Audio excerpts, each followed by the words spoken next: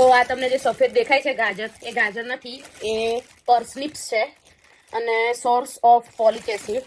અને અમે લાઈક બાફીને એવી રીતે ચોપ કરીને બાફીને એવી રીતે બી ખવાય અને તમારે ઓવનમાં રોસ્ટ બી થાય. અને 500 ગ્રામનું પેક છે.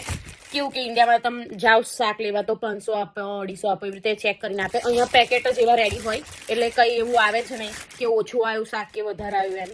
અને આ બ્રોકલી બી જુઓ તો બ્રોકલી ઉપર લખેલું છે કે કઈથી આવી છે, તો આ બ્રોકલી સ્પેનથી આવી છે. જુઓ એ લખ્યું છે.